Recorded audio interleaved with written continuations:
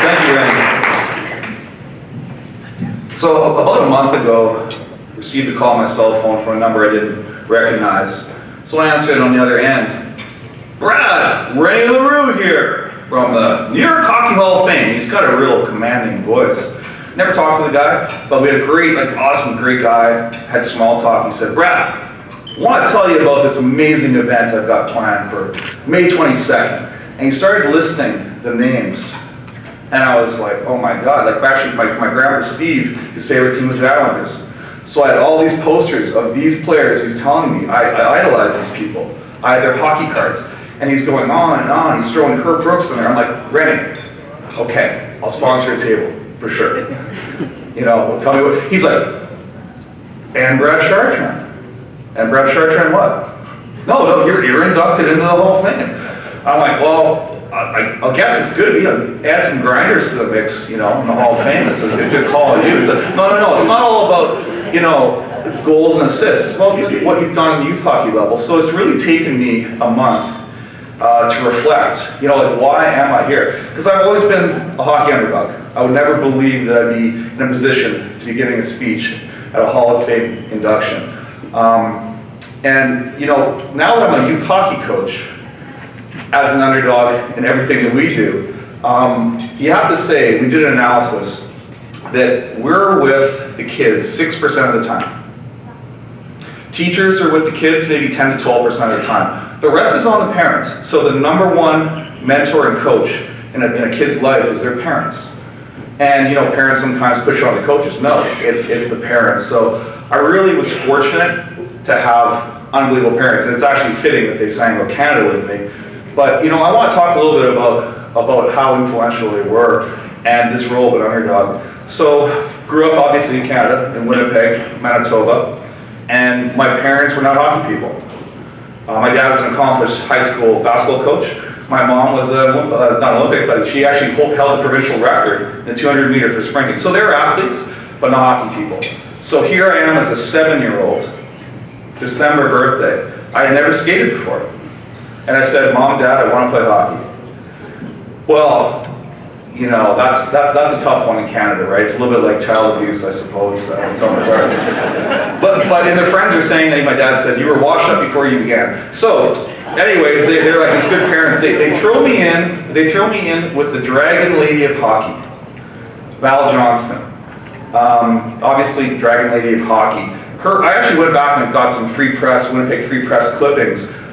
Her marketing, her motto was making kids miserable and better on the ice. So it's a lot like maybe our CP Diamond practices, right? Making kids miserable and better on the ice. So here I am, I can't skate. They throw me in with the Dragon Lady of Hockey, and at the end of the whole session, my dad goes to the lady, so does Brad have any potential? She just, looked at him and said, no. And walked away. She's the Dragon Lady. Hockey, of course, you can do that. But he said, do you want to play hockey? Sure. I made, the Tyke, I guess, or Mite C team, all the practices at 6 in the morning.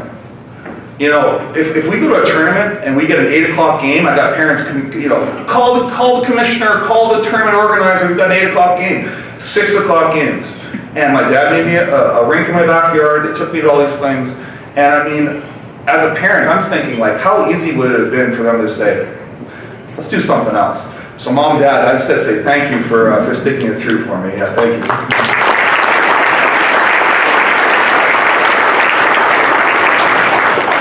Well, I moved on and, just got lucky again with some coaches, great coaches, actually. All of my coaches at the youth hockey level were in the Manitoba Hockey Hall of Fame. So again, this theme of coaches being such a big influence.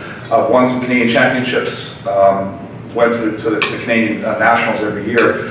Cornell, Cornell was my first choice, Harvard was my safety school, and sort of crimson in the room there. But you got the Cornell up there. No, but best honor of my life is we won the Lake Placid, we won the ECAC championships in Lake Placid, and we were in the U.S.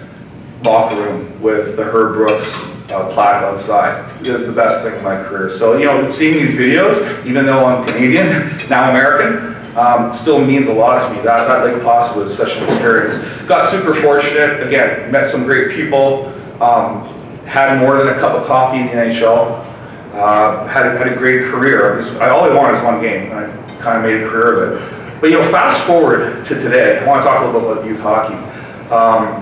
It's been the most rewarding thing to take that NHL experience or whatever. And I was a pretty bad coach at the start. I was probably like, let's do a 2-on-1 regroup and there's 6 or something. No, you can't do that. So I learned a lot. I just want to just say thank you to my table. I got my kids here, Liam, Brandon, Kate. I'm Coach Dad, and I know it's very, very difficult with Coach Dad sometimes, but thank you for being such great kids, and you guys have been amazing, so thank you for that. I've got some coaching, Styles Bridges and his son Hunter, who we've been there right from the beginning. Thank you so much. And this theme of your parents, the most important coach. Elizabeth, you are the best wife, best mom, best sports mom. She was a Cornell tennis D1 player, and she looks all innocent, she looks all nice, and she's like, the kids just need to have fun and play the game and all that stuff. And I actually overheard her between games giving Liam a little pep talk, and so verbatim, Liam, move your feet, cut the bullshit out there. So it's like, I was like, yeah, and then with everyone, she's like, oh, it's just for fun, all this stuff and everything. But Liz, no, thank you for everything. And, just circling back to the coaches, I mean, congratulations to Brad Shaver, Coach Randall, for everything you've done for this community.